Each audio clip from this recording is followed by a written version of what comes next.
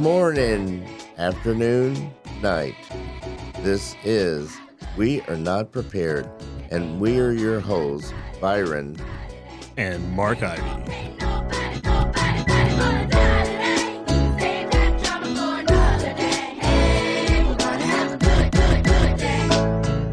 Well, welcome to We Are Not Prepared. And I actually feel like we are committing something today because we're semi-prepared. Yeah, I was going to say, for two people who are never prepared, we'll go with that. For two people who are never prepared, let's introduce our guest who is always prepared, Mr. Brigadier General Ben T. Robinson. How are you, sir? I'm fine. Retired. When did you retire? I retired in 2002, October 2002. So you've been retired for a little bit. Have you done any other work since you retired? I have done a lot of work. I went to work for Boeing right after I retired. And I worked in Kent, Washington, which is a suburb of Seattle. And I was there for about a year. Uh-oh.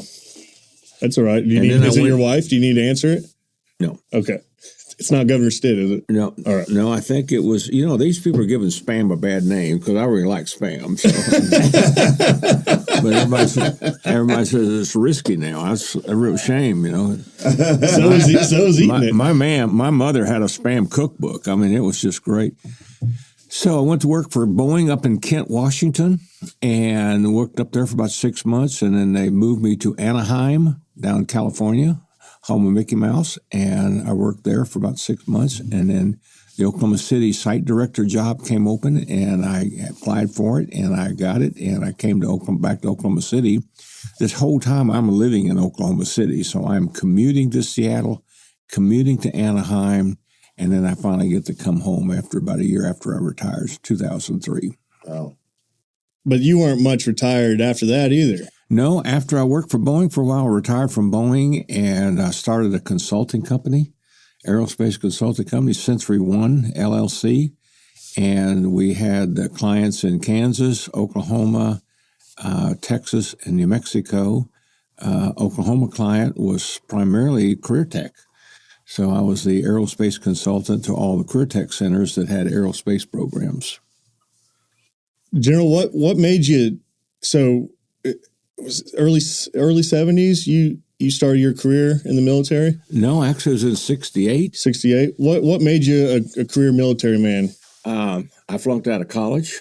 Okay. And one time I was introduced as a college dropout, and I have to quickly correct that. I did not drop out of college. Dropping out is voluntary. My departure from college was not voluntary. In fact, I kind of considered that the college dropped out. I was perfectly willing to come back the next semester, but they had decided that my college career and the aspirations of the college were like two parallel lines that were never going to meet any place in the universe. So I left college, or college left me, and I didn't want to be drafted. In 1968, the government was our military was sending out a lot of letters of opportunity. We'd call them possibilities. And I realized that there were so many of these letters of opportunities had been sent out that all the good jobs were going to be gone. So I went over to Amarillo, Texas, and signed up for the United States Army, which I thought was fun travel and adventure. So signed up for the Army and went on active duty in 4th of February, 1969. So that was the beginning of my military career. That's kind of,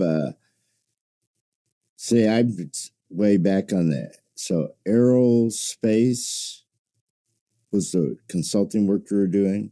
That is our number one industry in Oklahoma. Well, number two. Behind energy. But we're quickly overtaking energy. In fact, the fastest growing company in Oklahoma was Boeing. And I came in right at a good time. I had an opportunity to kind of create a new vision for Boeing, Oklahoma.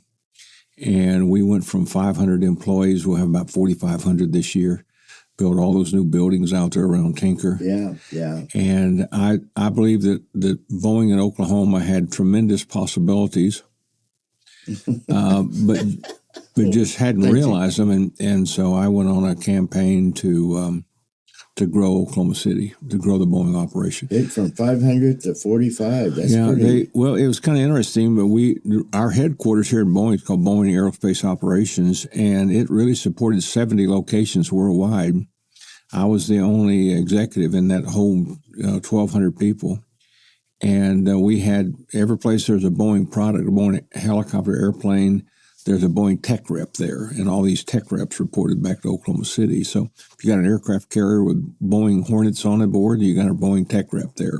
So that'd be one location. Maybe the Abraham Lincoln would be a Boeing location. But so I went on a campaign to start growing Oklahoma business. And my Boeing executives in St. Louis and Chicago said, "Why Oklahoma City?" And I pointed out that Tinker Air Force Base is the single biggest defense customer we have, $6 billion. I mean, if you look at the airplanes that are out there, Boeing airplanes. You controlled that operation at one point, right? Yes. The 552nd, the AWACS wing, and we're sitting at the capital of Oklahoma. We're sitting right between two major research universities, and we have a very aerospace-friendly legislators. And so I asked them, I said, where else in all of Boeing? You show me one other place in all of Boeing where that exists, and maybe I'll keep my mouth shut, but there's not. There's not another place in Boeing that has this many possibilities. And they said, well, we don't have enough engineers, so we started working on a thing called the Aerospace Engineering Incentive Act. And basically, was Inhofe involved in that? Yes. But there was going to be a state act. Okay.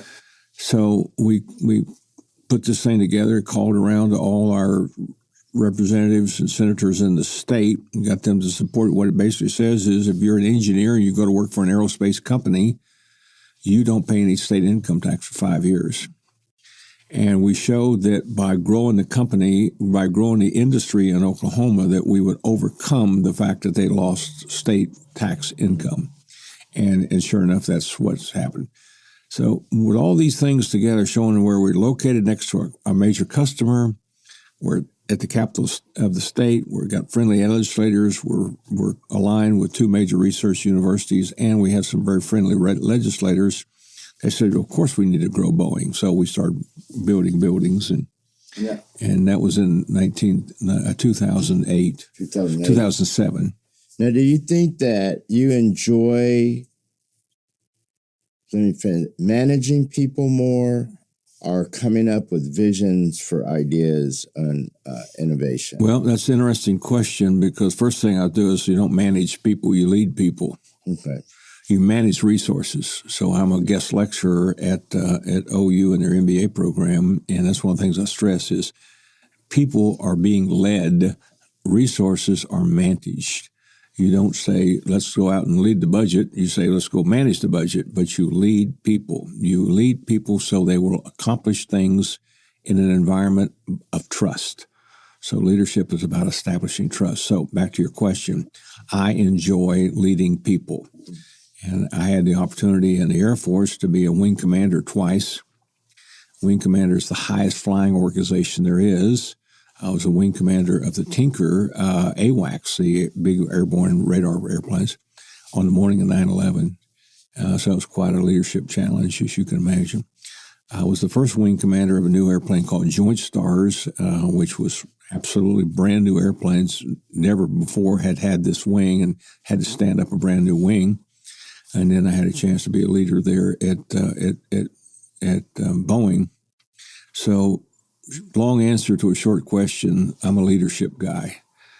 But at the same time, I'm pretty good with mission statements and vision statements. In fact, I'm working on a strategic plan for an organization right now. Go ahead. Just on the leadership, what's the toughest decision you had to make as a leader in your military days? Well, there's a lot of tough decisions, but some of them are decisions that you generate, such as you have to fire some person. Other decisions are things that are kind of out of your control, such as telling families that their loved ones are going to be gone for Thanksgiving and Christmas, when you got to send people deployed. And And that's what happened with after 9/11. We had to deploy people, and what we wanted to be able to do was, if they were gone for Thanksgiving, bring them home for Christmas. But you couldn't tell the families when they were coming home. You couldn't even tell them where they were. Right. So we had an all families meeting where we brought in all the spouses and the children and set up tents so the children could see where their mother or father was living at the deployed location, and of course the spouses that were at home, they had asked questions like, how do we send them Christmas gifts? Well, this wasn't a question about how we send them Christmas gifts. The question was, are they still going to be gone during Christmas? Yeah. So those were tough decisions when you realize that you're, and some extent, you have to decide who's going to go. It kind of gets up to the wing commanders got to decide who's going to go. Now you have squadrons that are going to go, but then you also have individuals that you have to send. You have to go tell them they're going to go as part of this deployment. Those are kind of tough decisions. I bet. So those are kind of the things. When I'm a Vietnam veteran, so you made some decisions about where you're going to send forces, helicopters on operations, but you're pretty isolated from. You rely on people to actually do the job. You just made a decision that who's going to have to go or what airplanes are going to have to go. So, as I look back at my career, some tough decisions, but I never broke a sweat. I felt very comfortable in making those kinds of decisions. It has a trickle down effect. If the leader, I've had leaders, whether it's a boss or whatever, if they just a little bit of anxiety, or it's a trickle down effect for sure. Well, as part of my guest lecture, I do a leadership talk. It's what I believe, and it's all based on my military career, my Boeing career, my consulting career, and then I was on the governor's cabinet, as a secretary for Military and Veterans Affairs for 33 months. It comes all those together, and I can give an anecdote to every single one of those experiences that I've had that reinforce that. And there's 5 things I look at leadership. Number 1 is character. It's the aggregate of who you are, what you believe, what your values are. It's where integrity lies. Responsibility. Competency, having the skill and knowledge to do something well. Courage, not running into a burning building or hail some bullets. No. It is the courage to make tough decisions and to make them quickly and to be responsible for when it doesn't go well. To say, hey, I made this decision, it didn't go well. It's on me. Which is kind of my daily thing I have to look at. I make decisions and go, well, that one didn't go well. And I haven't even left the house yet. I've had some of those. So, and then how you can, commitment is a big one, and then how you conduct yourselves. You may have lots of good traits, and you may be competent, but you sit in your office all day long, no one sees you. They don't know who you are or what you do. This leadership by walking around is important. There's 3 words that I talk about in my leadership talk, and it's hope, try, and think. That hope is not a plan, try is not a commitment, and thinking is not taking the time to know. So when you invited me to be on this podcast, if I'd have said, well, I'll sure try to be there. Sound like I'm committed? Yeah. Well, I think I can make it. Does it sound like I really want to do it? Yeah. I hope I can get away. And it didn't sound like I have that sense of commitment. So you crack me up with just real quick on commitments, because I'll mention something to you and you say, yeah, sounds great. And like that night, us 3 were together. And then, I sent you a text, but didn't hear from you until, a couple of weeks. And you're like, hey, when's the podcast? And I was like, oh, he does remember. Like you immediately jotted that down somewhere.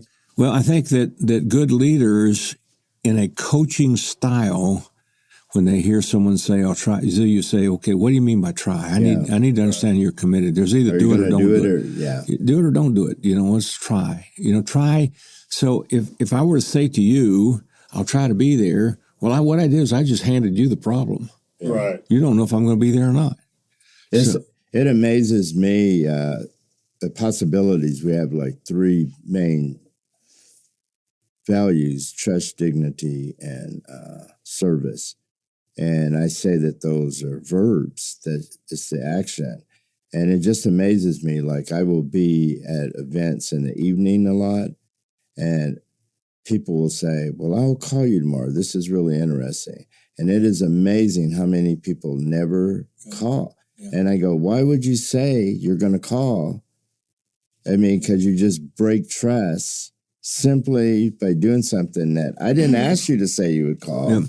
And so that really makes a lot of sense about commitment. Well, I'm a guy that if you send me an email or a text message, it just works on me until I answer it. Mm-hmm. You know, I just can't. I mean, I've gotten now where I stop answering spam calls because I just kind of felt like, well, someone took the time to call me, I ought to answer it. You know, and Linda said, stop answering those phone calls. You know, just let it ring out. You know, and so how long you been married? We married in March, first day of spring, 1982. 82. So what's that, 42 years? Was it, I always think, especially leaders in the military, is it tough for you to separate the two, home in a way, and give your loved ones the time they need? Well, when we first got married, I was with AWACS here, and I was gone every other month. So we would be together for a month, and then we'd be gone. I'd be in Saudi Arabia for a month, or I'd be in Iceland for a month, come home, and it was like a reunion. After getting to know you, that's probably why you're still married. Yeah, that's Linda needs a break every now and then. That's exactly right. So we met on a blind date, and which is good for NVO because I can explain how we met. So I've been on a few of them. So Linda had moved all the way from Shawnee, Oklahoma to Oklahoma City. So it wasn't like she was a world traveler. And so we got married on a blind. We met on a blind date and got married 18 months later. And she'd moved one time from Shawnee to Oklahoma City. And then we moved 16 times in the rest of our military career. So she was very, very good at moving. We have been in our current home since October of 2002. So we're coming up on 22 years where we live now, and it's just amazing. It's gone by way too fast. And we're considering moving again by the end of this year, after 22 years, into someplace kind of a retirement community thing at one. And do you have children? Yes, we have 4. We have one in Denver who's coming to see us next week, her and her 2 children. We have one in Virginia, which we were just out there a couple of weeks ago. They have a horse ranch in western Virginia. We have a son who has a game ranch east of Oklahoma City, and a daughter her and her husband have a small business, roofing business. So, and then we have, I think there's 10 grandkids, and we have 3 great-grandchildren. So this is exactly the same I have. I have 10 grandchildren and 3 great. Yep. It's amazing that we have got great-grandchildren at our age. It's just how do you it is, and as young as you and I are. We're kind of overachievers, aren't we? I'm getting there. You're getting there. Yeah. You will. So I have 4 children too. So and really having great-grandchildren is kind of starting over again. Yeah. You know, I can see my wife doing things and thinking about things and talking about things as if it was 20 years ago. Well, that's a wild experience for you because, my dad traveled for work, but, 16 moves and, you're kind of like a stable grandpa now, with these kiddos. How did you get involved with, I'm completely cutting you off. No, that's it. Blind guy, I'm sorry. But how'd you get involved with New View?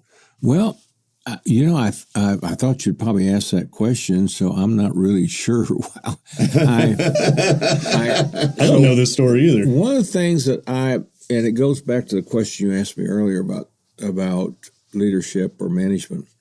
I believe in servant leadership. And what I mean by servant leadership is, and I talk about this in my lectures, is the difference between success and significance. So one of the things I ask my students is, how many of you want to be successful? Hands go up all over the room. So what is success? So I asked one of my smart granddaughters that went to OCU about what is success, and she said, well, it's having a nice home, having to drive nice cars, being able to dress well, being able to go out to eat wherever you want, whenever you want, being able to send your kids to college. So I said, it's all about you, isn't it? Yeah. And she says, well, I guess so. I said, let me give you another word thing. It's called significance. There's success and there's significance. Significance is about, and I don't know who said it, I'll claim it. The best way to measure the success of a person is the significance of that person in the lives of others. Yeah. So somehow I'd been introduced to NVO, and I was invited to a board meeting, and it was downtown at the Oklahoma City Communities Association or something. And I was introduced to Lauren, and I just kind of sat there and listened. The next thing I know, I'm being asked to leave the room. I thought maybe I said something. I don't know. Those beans from last night or whatever. I was asked to leave the room, and they were voting on me to be a board member. Wow. You remember what year that was about? Gosh, it's probably been... Because I've known you since I've been here for 10 years. 2010. Okay. I think I was no longer working for Boeing. After Boeing, I was vice president of the Oklahoma School of Science and Math for a couple of years. So until they realized I didn't know anything about science or math. I was going to say, you told me you weren't a math guy. Was Frank Wayne there then? At the science? Oh, is that him? Yeah. No, it was before him. Ed Manning. Edna Manning was. Oh, yes. She was the lady. She used to be a superintendent. At Shawnee. Yes. Yeah. I actually used to work at Shawnee High School, yeah. so. Well, my wife is a Shawnee Wolferette or Wolverine, whatever the cheerleaders were. I know it well. Yeah, yeah. When were you there? I was there in 89. Okay. 89, 90, 91. Well, her brother and her sister, her older sister, was the sports editor for the Shawnee paper for years, and she's written a book called 40 Years on the Sidelines, and about her time as a sports editor. Who's the best athlete to come out of Shawnee? Yeah. Darian Gordon is the one I remember. She knows all of them, baseball players, football players, all of them. So I kind of got involved. When I hear opportunities, possibilities to be involved in servant leadership, I kind of tend to jump on those. I also compare success and significance. That success is like looking at yourself in the mirror. It's a reflection of yourself. Whereas significance is about looking out the window and seeing people that you may have had a significant role in their lives. And as a military officer, I had worked to get a lot of young people into officer candidate school or even pilot training or help them with their careers. I was an adjunct professor at OSU for a while, and I really wanted I followed them after they graduated. I helped them with job interviews, and I did an interview program with them, and I had a little program called Me Incorporated that you are now a business owner, and this business is called Me Incorporated. Now, how do you sell your product? And your product is you. So I teach resume writing and interview process, interview connections and things. And this is all in your retirement? This is all in my retirement, yeah. Have you ever spoke, our time is coming to an end, believe it or not, but have you ever spoke at the Downtown Rotary here? I haven't. And one of the things I have done is, in fact, I was the lead speaker at the Branson Film Festival this last year. And I talk about 9/11. You may have heard my 9/11 talk, and it's about what happened that morning at Tinker and how it went on for the 9.5 months. We brought 5 NATO airplanes over here. NATO had never deployed out of Europe, never. And the one time that they deployed, they come to Oklahoma City to Tinker Air Force Base. And the things that happened that first morning and things that happened over the next 9.5 months as we went through 24 hours a day, 7 days a week flying from Tinker, and at the same time had airplanes in Alaska for the Russians and Korea, in Saudi Arabia and Turkey and Thumb Raid Oman and over Afghanistan and get ready to go into Iraq. But I've spoken to a lot of Rotaries, and the two things I like to speak about. I like to speak about 9/11 because it's a story most people in Oklahoma City have never even heard, yet it happened right here. Yeah. And the other thing is I'm a docent at the Cowboy Museum. And I love to talk about the Cowboy Museum to encourage people to come out and understand this absolute gem of a place we've got. It's great. It's one of the number one tourist attractions on Route 66. Yeah. So I give tours there, a couple of tours a month. I'm a docent gallery host there.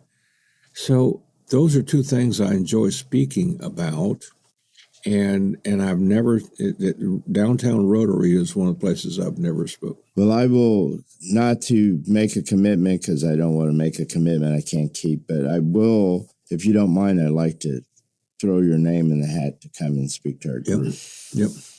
And so they just stare at me a lot when I speak, but sometimes they listen. Yep. Well, I've got a lot of friends there. Billy Bowden's a great friend of mine. Billy, the general, yes. Yeah. He's there every week.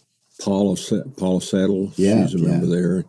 A lot of friends. So a member there. You would be a great speaker, but you're great. This is why I gave you peaches, Ben, because you're a great guy. I tell you, the surprising thing out of here is just your whole leadership stance on character.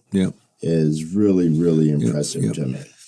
So one of the things I tell people is that is the most important thing you've got, and you must protect it by all means. If you lose your character, you have lost a great deal of who you are and what you are, and it's going to be difficult to get it back. We have some presidents, some I won't say presidents necessarily, but some leaderships that for some reason they've flawed their character, and it's always something that they will be remembered by. So if you would never want to follow someone who isn't a person of good character. You'd never want to follow someone that isn't a person that is committed to things, that is courage, that is courageous in the way they take care of it, that is you wouldn't want to follow someone who is not competent. Although in several leadership roles I've had, I went into the space program. I didn't know anything about space. I used to jokingly say, well, sure, I know a lot about space. I'm from New Mexico. Space is the distance between houses. And we have open space in New Mexico. This is outer space. Oh, okay, well, same thing, isn't it? But I had no competency in space. But I told people that were going to be working for me, I said, I don't really understand it, but I'm a good learner. If you will take the time to teach me, I will learn well. And I'll become a good leader because you'll see I'm committed to this.